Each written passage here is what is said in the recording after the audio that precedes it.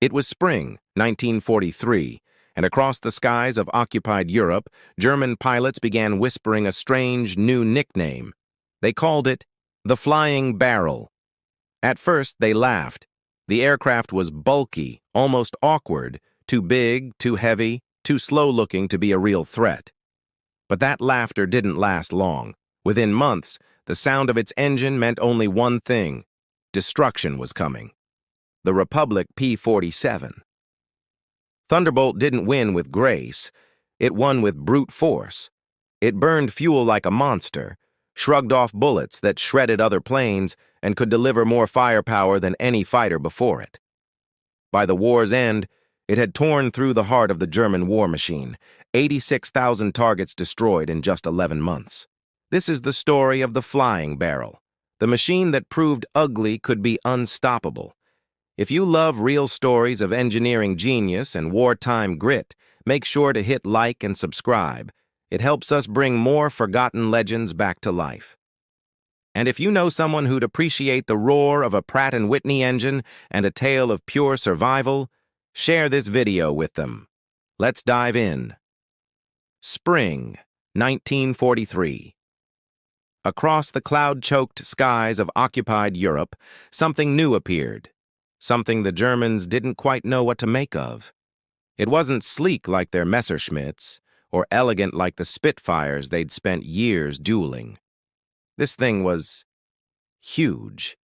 A hulking cylinder of aluminum and armor, its radial engine growling like a diesel locomotive as it climbed into thin air.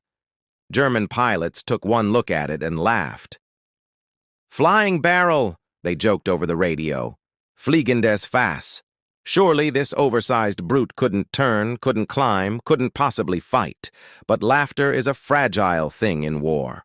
Within months, the same pilots who mocked the Thunderbolt would learn to fear the sound of that engine echoing from miles away. A low, relentless rumble that meant death was coming fast from above. The Republic P-47. Thunderbolt didn't look like it belonged in the sky. At over 8 tons fully loaded, it weighed twice as much as most fighters of the era. Its short wings looked too stubby to maneuver, and its thick fuselage more like a cargo plane than a dogfighter. But beneath that clumsy exterior was a masterpiece of raw engineering. Its heart was the Pratt & Whitney R2800 Double Wasp, a monstrous 18-cylinder radial engine capable of over 2,000 horsepower. The same power plant that would later drive the legendary Corsair and Hellcat. The Thunderbolt's designer, Alexander Kartveli, didn't want elegance. He wanted something that could take punishment and still come home. While German and British engineers chased speed and agility, Kartveli built a flying battering ram, a fighter that could dive faster, climb higher, and survive hits that would shatter any other plane in the sky. When the first Thunderbolts arrived in England in early 1943, American pilots didn't know what to think either. Some thought they'd been sent a bomber by mistake.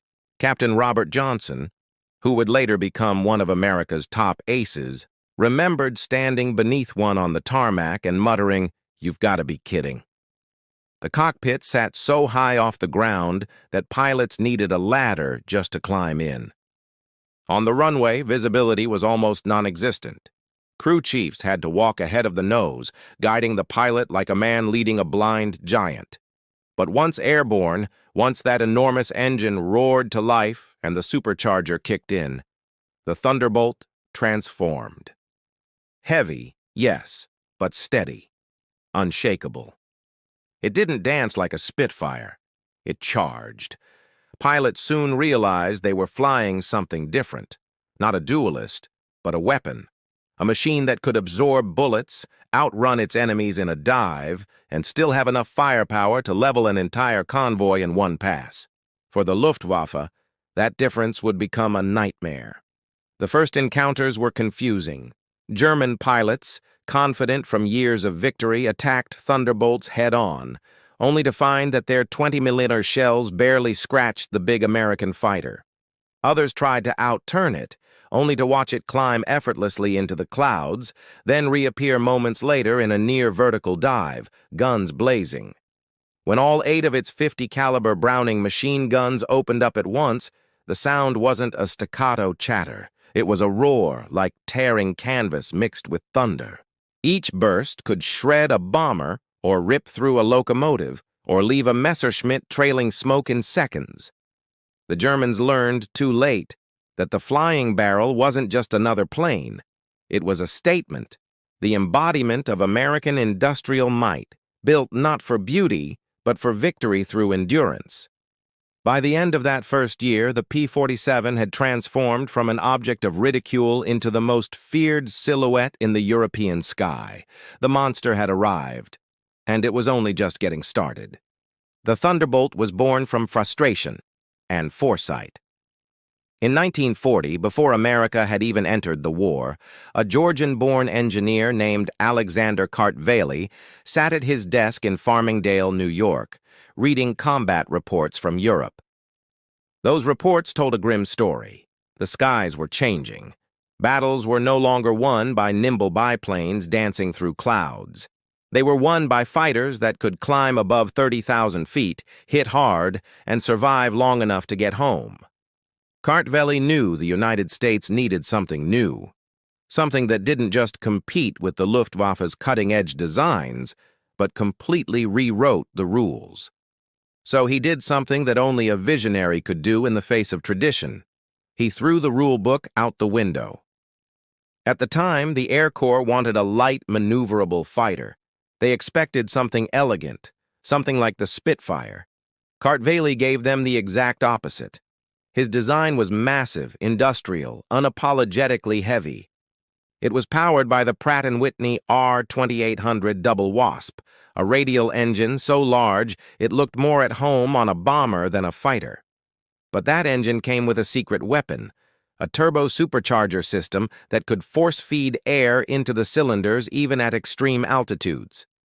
To make that system work, Kartveli had to run long ducts and complex piping through the entire belly of the aircraft, a design choice that gave the P-47 its distinctive barrel-like shape. It wasn't pretty, but it worked. While other aircraft wheezed for oxygen at 30,000 feet, the Thunderbolt still roared with full power. It could outclimb, outdive, and outlast nearly anything in the sky. Every inch of the P-47 was designed for one goal: survival. The cockpit was protected by armor plating. The fuel tanks were self-sealing, meaning even if they were riddled with bullets, they wouldn't ignite. The wings were thick and strong enough to carry not only fuel but also bombs and rockets, something no one imagined a fighter would ever do. And then there were the guns. 8 Browning 50-caliber machine guns, 4 in each wing, capable of firing nearly 3,400 rounds in total. Together, they unleashed a storm of lead so dense that German pilots described it as flying into a wall of metal.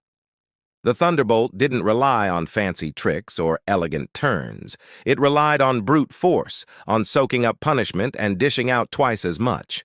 It was an engineer's rebellion. A machine that said in its very shape, "I don't care what you think I should look like. I'm here to win wars." On May 6, 1941, test pilot Lowry Brabham climbed into the prototype XP-47B at Republic Aviation's airfield. The thing looked absurd. 8 tons of aircraft waiting to defy gravity. But when Brabham released the brakes and opened the throttle, the beast came alive. The ground trembled. The radial engine bellowed like thunder, and the aircraft surged forward faster than anyone expected. At 75 miles per hour, the heavy fighter lifted effortlessly off the runway. It climbed past 10,000 feet, then 20,000, then 30,000, and still it kept pulling. When Brabham dove, the airspeed indicator swept past 400, 450, then nearly 500 miles per hour. No vibration, no flutter. Just pure, controlled power. When he landed 45 minutes later, his flight report said it all. "We have built something extraordinary." The Thunderbolt wasn't the fastest or the most graceful, but it was strong, steady, and nearly indestructible. The kind of machine that could carry a pilot through hell and bring him home again. When the first P-47 Thunderbolts arrived in England in early 1943, the pilots of the U.S. Army Air Forces were stunned. They'd been flying slender, nimble fighters like the P-40 Warhawk, machines that darted through the sky like knives. The Thunderbolt, on the other hand, looked like a flying warehouse. Captain Robert Johnson remembered seeing one for the first time and thinking someone had delivered a bomber by mistake. The cockpit towered 9 feet above the ground, so tall that crew chiefs needed ladders just to help pilots climb in. Taxiing was a nightmare. Pilots couldn't see directly ahead and had to weave back and forth across the runway while ground crews waved them on like traffic cops. Fully loaded, the Thunderbolt weighed over 7 tons. It didn't just sit on the runway, it sank into it. And yet, once that enormous engine roared to life and the throttle eased forward, the beast responded with a sense of purpose. Beneath all that steel and weight was a soul built for war. The first few weeks of flying the P-47 were humbling. Pilots complained it felt sluggish and unrefined, with controls that demanded muscle more than finesse. It didn't dance, it lumbered. But once airborne, everything changed. The cockpit was spacious, almost luxurious by fighter standards. Tall pilots who'd spent years cramped in Spitfires or P-40s suddenly had room to stretch. The controls, while heavy, were steady and predictable. You didn't fight the Thunderbolt, you worked with it. It wasn't the kind of plane that rewarded fancy aerobatics. It rewarded patience, discipline, and respect. The more time pilots spent in the air, the more they began to realize its hidden genius. It could climb into the stratosphere without gasping for air, dive faster than any German plane could safely follow, and, most important of all, it could take hits and keep flying. In the air war over Europe, that last part mattered more than anything. Colonel Hubert "Hub" Zemke, commander of the 56th Fighter Group, understood this better than anyone. He'd studied the Luftwaffe during his time as an observer with the Royal Air Force and knew exactly how the Germans fought. Their pilots relied on turning battles at medium altitude, quick, tight dogfights that rewarded agility. Against a Spitfire or a P-40, those tactics worked beautifully. But the P-47 was a different kind of weapon. Zemke developed a new combat method called boom and zoom. His orders were simple but revolutionary. Climb high, 30,000 feet or more. Wait for the enemy below, then dive, fast and deadly, at speeds near 500 miles an hour. Unleash all 8 guns at once and use that momentum to escape before the Germans could react. Don't turn, don't chase, just strike, climb, and strike again. It was energy fighting in its purest form, and it played perfectly to the Thunderbolt's strengths. What the P-47 lacked in elegance, it made up for with brute power and altitude dominance. At first, the Luftwaffe didn't understand what was happening. Their sleek Messerschmitt Bf-109s and Focke-Wulf FW-190s could outturn anything, but they couldn't catch a Thunderbolt diving from the edge of space. And when they tried to follow, their wings would shake, their engines would overheat, and sometimes their aircraft would simply break apart. Slowly, the balance began to shift. Pilots who once laughed at the flying barrel began returning home with holes in their wings and stories of American fighters that came from nowhere and vanished into the clouds. The Thunderbolt wasn't just a plane, it was an idea, a new philosophy of warfare in the air. It wasn't about grace under pressure. It was about domination through endurance, through sheer, unrelenting might. The men who flew it would come to love it for one simple reason. It didn't just help them win, it helped them survive. By the spring of 1943, the Thunderbolt was ready for war. And so were the men of the 56th Fighter Group, stationed at Halesworth and Horsham St. Faith in England. Their mission was clear: protect the fleets of B-17 Flying Fortresses and B-24 Liberators that bombed German factories, railways, and oil refineries. These bombers were the backbone of America's air campaign, and they were also sitting ducks. The Luftwaffe had perfected interception tactics, sending waves of sleek Messerschmitts and Focke-Wulfs slicing through bomber formations like predators among sheep. Escorting those bombers wasn't glamorous work. It meant flying long hours, staying disciplined, and resisting the urge to chase kills. But in 1943, that was exactly what the Thunderbolt pilots were trained to do. Hold the line in the cold, thin air above Europe and make sure the bombers came home. The first combat missions didn't go smoothly. The P-47's limited range meant that once the bombers reached deep into German territory, their escorts had to turn back, leaving them exposed to Luftwaffe attacks. Many young American pilots hated that moment, watching the silver bombers fly onward while their fuel gauges forced them to peel away. But in the zones they could reach, the Thunderbolt began to prove its worth. The Luftwaffe had never faced anything quite like it. Their 20mm shells ricocheted off its armored skin, their cannon fire chewed into its wings but rarely brought it down. In a war where most fighters exploded after a single lucky hit, the Thunderbolt could take staggering punishment and still fly home. Soon, German pilots realized that bringing one down wasn't just difficult, it was demoralizingly difficult. Even when riddled with bullets, the flying barrel refused to die. And then came April 13th, 1943, the Thunderbolt's baptism by fire. That morning, the 56th Fighter Group flew its first real combat mission, escorting bombers toward targets in occupied France. It was supposed to be a straightforward run, but as the formation neared the coast, German fighters rose to meet them. Dozens of Bf-109s and FW-190s swept in from the sun, confident as ever.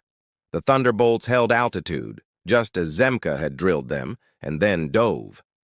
8 machine guns roared, tracers stitched through the sky. One German fighter after another broke off, trailing smoke. The Americans refused to turn fight. They hit and climbed over and over until the sky itself seemed filled with falling wreckage. When the group returned to base, they downed multiple enemy aircraft for almost no losses. The message was clear. The rules of aerial combat had changed. From that day on, the Luftwaffe would no longer own the European sky uncontested. Still, every victory came with a lesson. For every triumphant mission, there were losses, young pilots who never came home, engines that failed, tactics that had to be refined. But the momentum had shifted. By the summer of 1943, German intelligence reports described the Thunderbolt as a fast-diving monster, difficult to destroy.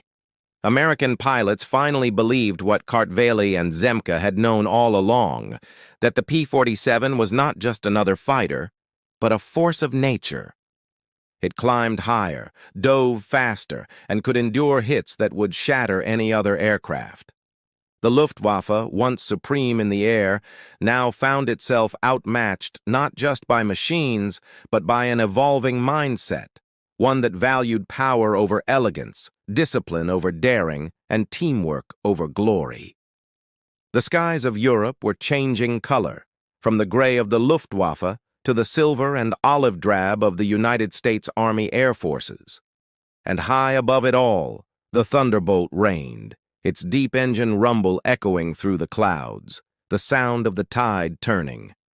It was June 26, 1943, and the skies over Europe were alive with chaos. Lieutenant Robert S. Johnson, flying a P-47D he'd nicknamed All Hell, had just completed an escort mission deep inside Germany. His fuel was running low, his squadron scattered, and his Thunderbolt was alone. Below, the land was enemy territory, every field, every farmhouse, every speck of road crawling with anti-aircraft guns.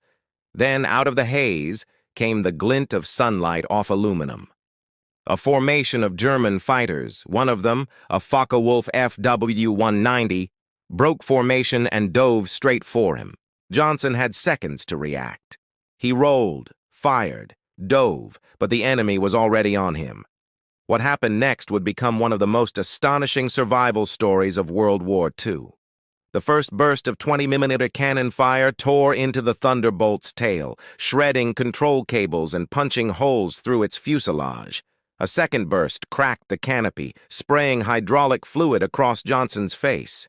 He tried to bail out, but the canopy was jammed, fused shut by a hit.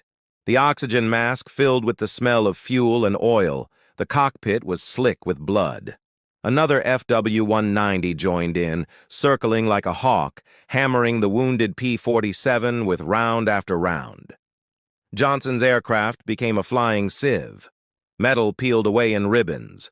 The gauges shattered. He was trapped inside an airborne coffin. And yet, the engine kept running. That massive Pratt & Whitney R2800 double wasp, coughing and wheezing, refused to die. Johnson coaxed the crippled machine westward, praying the engine wouldn't seize before he reached the channel. For over 20 minutes, the German fighter stalked him, firing until his guns ran dry. At one point, the enemy pilot even pulled alongside, matching speed. Through the holes in the fuselage, Johnson could see his face, pale, young, eyes wide with disbelief. The German must have thought Johnson was already dead. He raised his hand, gave a slow salute, and rolled away. Johnson never forgot that moment. The strange, silent respect between enemies who understood the same cruel game. When he finally crossed the English coast and somehow landed his mangled aircraft, the ground crews counted over 200 bullet and shell holes. They said it looked like scrap metal, fit only for the junkyard. Onsen climbed out, pale and shaking, but alive. "She brought me home," he said quietly. "Every piece of her, she brought me home." Word of Johnson's survival spread through the Allied squadrons like wildfire. Pilots gathered around his battered plane, staring in disbelief at the gaping holes, the torn skin, the engine leaking oil but still warm. It was more than just a story of luck. It was proof. Proof that the Thunderbolt could take a beating no other fighter on Earth could endure. Overnight, morale soared. Pilots stopped calling it a flying barrel and started calling it something else. The Jug, short for Juggernaut. The name fit perfectly. It didn't just describe the plane's size, but its unstoppable nature. If a P-47 could come home looking like that, maybe they could too. And that belief, that quiet faith in their machine, gave pilots the courage to push deeper, fly longer, and fight harder than ever before. For the Germans, Johnson's flight sent a darker message. They had seen the photographs, heard the reports. How could a fighter that size, riddled with cannon shells, hydraulic lines severed, control cables gone, still make it home? Their sleek Messerschmitts and Focke-Wulfs were faster, lighter, more elegant, but fragile. One hit in the radiator, and an engine seized. One lucky bullet in the oil line, and it was over. But this new American machine was different. It was as if the Allies had found a way to build an airplane out of stubbornness itself. Johnson would go on to become one of America's top aces, but that day, he became something greater. Living proof that the Thunderbolt wasn't just powerful, it was immortal. By the autumn of 1943, the Luftwaffe's confidence had begun to crack. For years, German pilots had dominated the skies over Europe. They had grown used to being the hunters, not the hunted. But now, something had changed. The flying barrel they'd once mocked was claiming more victories with each passing week. At high altitudes, the Thunderbolt was nearly untouchable, climbing faster and holding its power where German engines struggled to breathe. Its boom and zoom tactics, perfected by Colonel Hub Zemke, were tearing through experienced squadrons that had once ruled the air. And for the first time, the Luftwaffe's aces began to feel something unfamiliar creeping into their cockpits: doubt. One of those aces was Major Hans Philipp, a legend of the Luftwaffe with more than 200 confirmed kills. To his comrades, he was invincible, the kind of pilot who seemed to bend the sky to his will. But on October 8, 1943, Philipp and his formation took off to intercept American bombers over Germany. What they didn't know was that waiting above them, invisible in the thin, frigid air, was a flight of Thunderbolts from Zemke's 56th Fighter Group.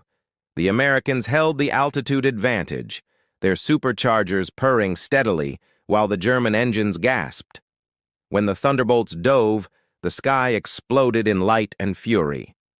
Johnson, flying the same battered P-47 that had survived his near-death months earlier, spotted Phillips' Messerschmitt below and fired a long, steady burst. Tracers ripped across the sky, slicing through metal.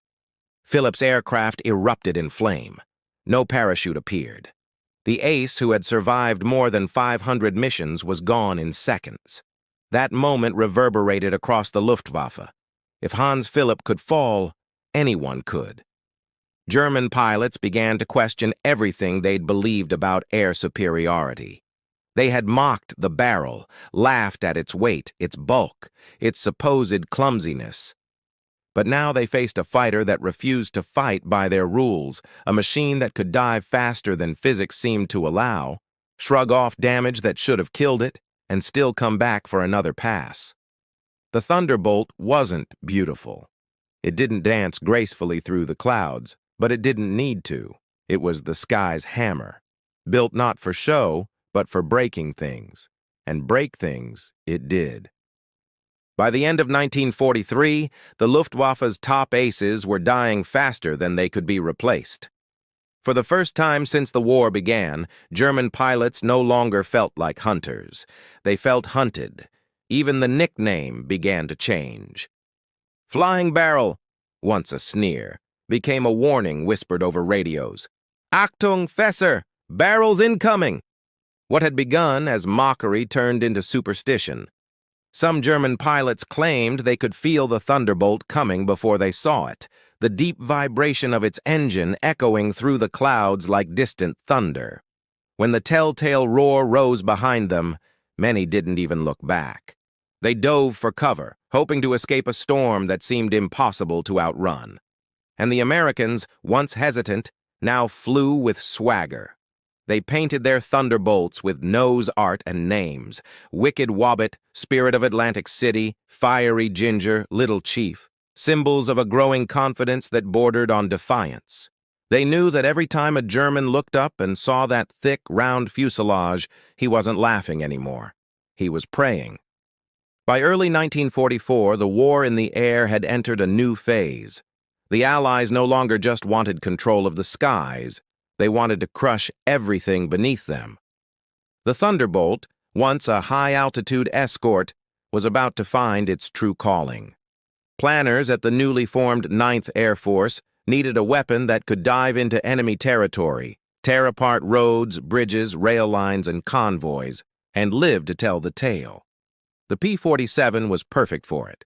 Its massive radial engine could take punishment that would kill a liquid-cooled aircraft, its frame could carry heavy bombs, and its guns could shred tanks, trains, and trucks with equal ease.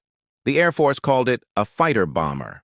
The pilots called it something simpler: a flying sledgehammer. One of the first men to realize what this machine could really do was Lieutenant Colonel Glenn Duncan, commander of the 353rd Fighter Group.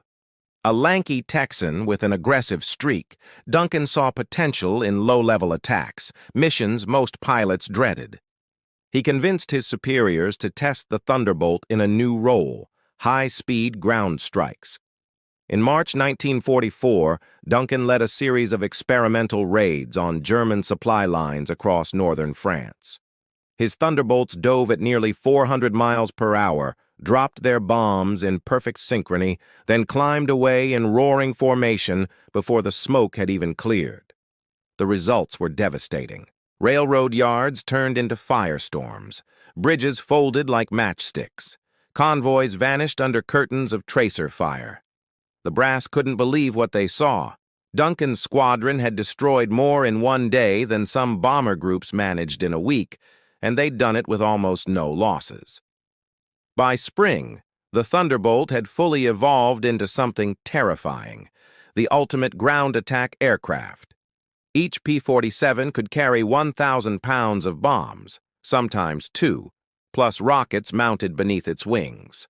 Pilots called them bazookas, and when fired in volleys, they looked like spears of lightning tearing through the air. The 8 50-caliber machine guns remained its signature weapon. spitting lead at a combined rate of more than 7,000 rounds per minute. Against German transport columns, it was carnage. Tanks burst into flames. Trucks exploded like firecrackers. Trains derailed, their ammunition cars detonating in chains of thunder that could be heard miles away. One pilot, Lieutenant Ray Murphy, recalled diving through walls of flak so thick you could have walked across the shells. On one mission, his Thunderbolt took multiple direct hits, losing 2 cylinders, blowing a tire, shredding hydraulic lines, yet somehow he coaxed it 75 miles back to base and landed it on the snow with one good wheel. The aircraft was patched up, refueled, and flying again within days. As Operation Overlord, D-Day, approached, Thunderbolts blanketed northern France in a campaign of destruction so methodical it seemed almost industrial. Every road, every railway, every bridge that could bring German reinforcements to Normandy was targeted. By June 1944, the Luftwaffe was nearly blind and bleeding. Their transportation networks were in ruins, their supply convoys in ashes. From above, the P-47s prowled in pairs and squadrons, hunting anything that moved. "If it rolls, it dies," one pilot said grimly.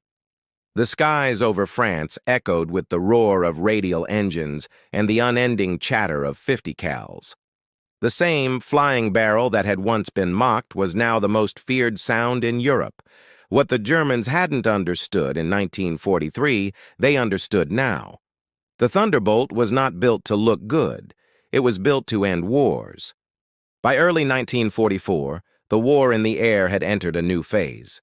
The Allies no longer just wanted control of the skies, they wanted to crush everything beneath them. The Thunderbolt, once a high-altitude escort, was about to find its true calling. Planners at the newly formed 9th Air Force needed a weapon that could dive into enemy territory, tear apart roads, bridges, rail lines, and convoys, and live to tell the tale. The P-47 was perfect for it. Its massive radial engine could take punishment that would kill a liquid-cooled aircraft, its frame could carry heavy bombs, and its guns could shred tanks, trains, and trucks with equal ease. The Air Force called it a fighter-bomber. The pilots called it something simpler, a flying sledgehammer. One of the first men to realize what this machine could really do was Lieutenant Colonel Glenn Duncan, commander of the 353rd Fighter Group. A lanky Texan with an aggressive streak, Duncan saw potential in low-level attacks, missions most pilots dreaded. He convinced his superiors to test the Thunderbolt in a new role, high-speed ground strikes. In March 1944, Duncan led a series of experimental raids on German supply lines across northern France. His Thunderbolts dove at nearly 400 miles per hour, dropped their bombs in perfect synchrony, then climbed away in roaring formation before the smoke had even cleared. The results were devastating. Railroad yards turned into firestorms, bridges folded like matchsticks, convoys vanished under curtains of tracer fire. The brass couldn't believe what they saw. Duncan's squadron had destroyed more in one day than some bomber groups managed in a week, and they'd done it with almost no losses. By spring, the Thunderbolt had fully evolved into something terrifying, the ultimate ground attack aircraft. Each P-47 could carry 1,000 pounds of bombs, sometimes 2, plus rockets mounted beneath its wings. Pilots called them bazookas, and when fired in volleys, they looked like spears of lightning tearing through the air. The 850 caliber machine guns remained its signature weapon, spitting lead at a combined rate of more than 7,000 rounds per minute. Against German transport columns, it was carnage. Tanks burst into flames. Trucks exploded like firecrackers.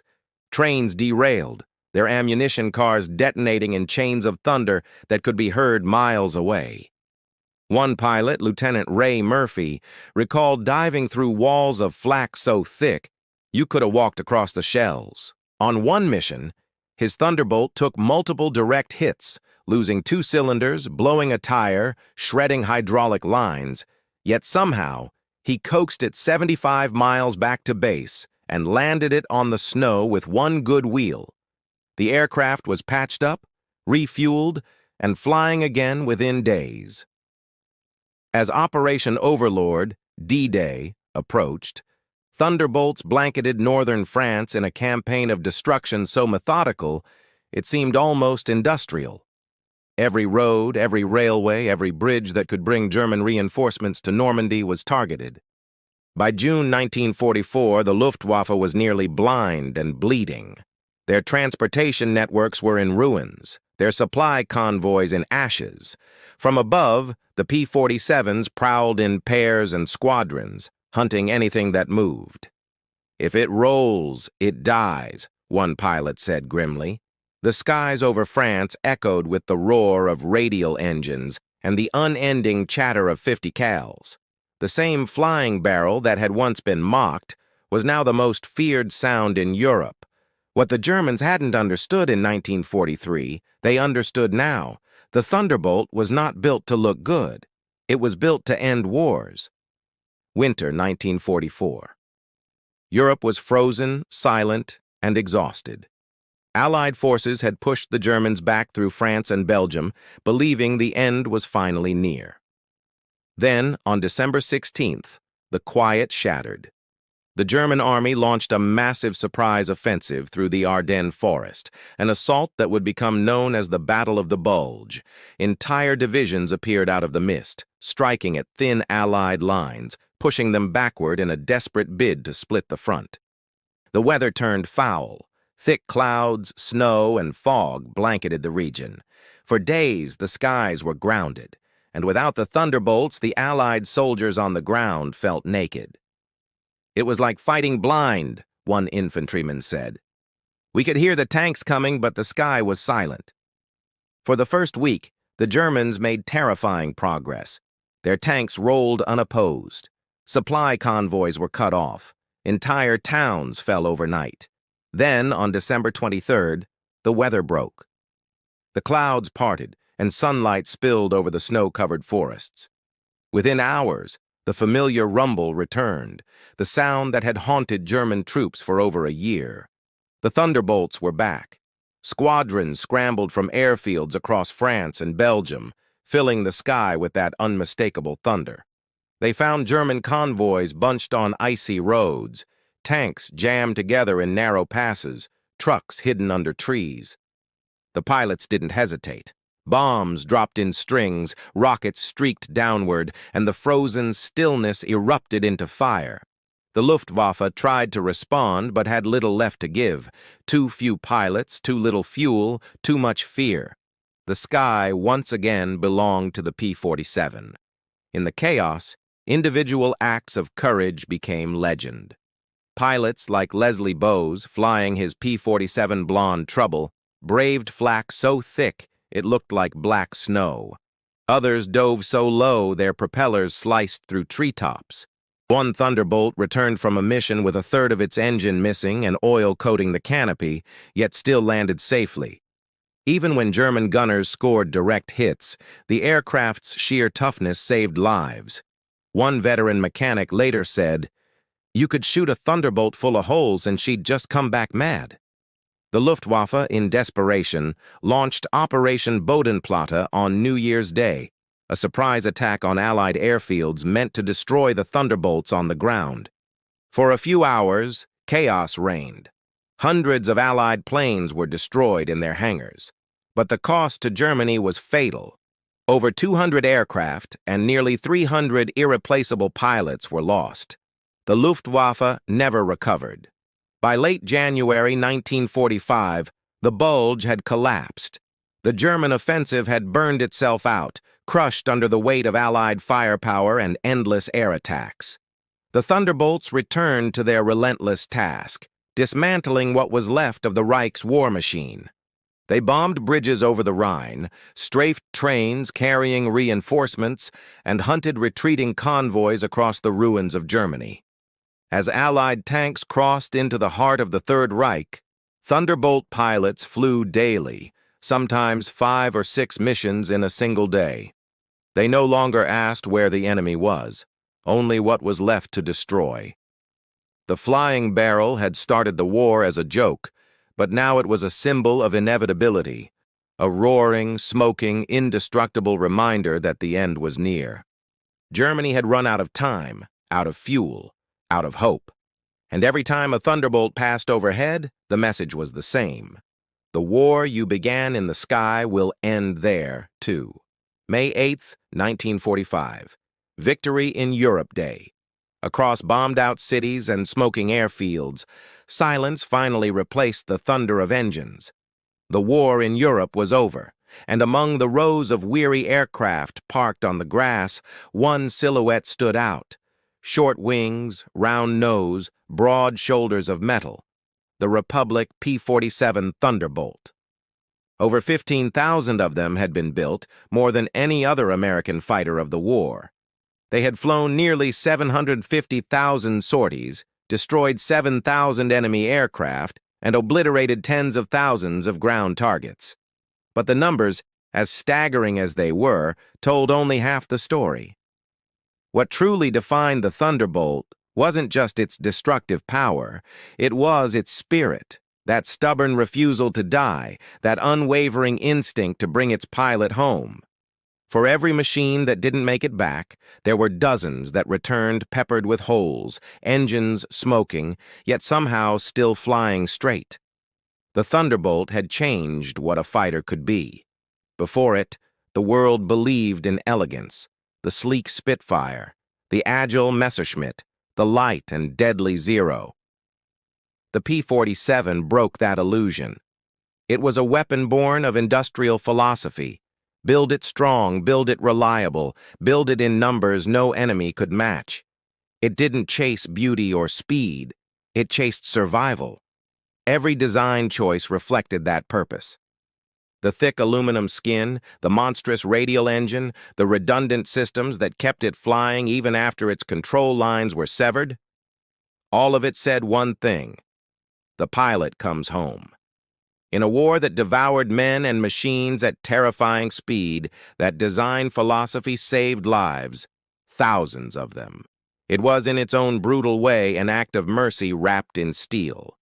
After the war, the Thunderbolt's roar faded from Europe's skies, but its legacy only grew louder. The aircraft remained in service until 1949, flying with allied nations around the world, from Brazil to Italy, from France to the newly formed NATO Air Wings.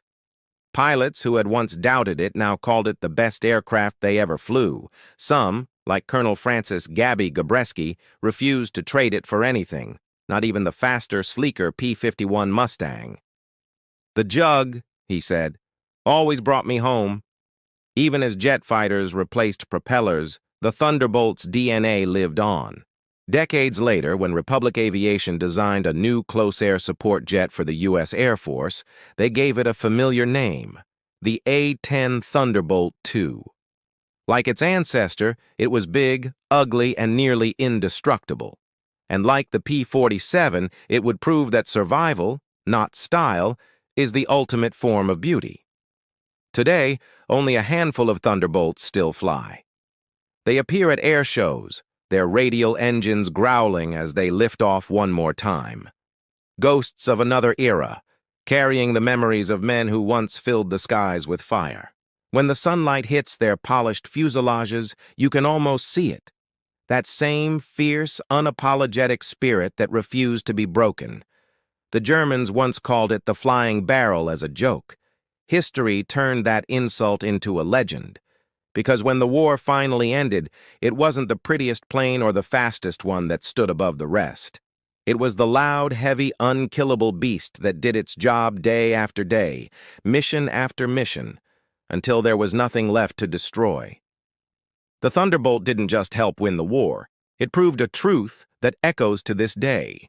In the sky, as in life, strength outlasts elegance.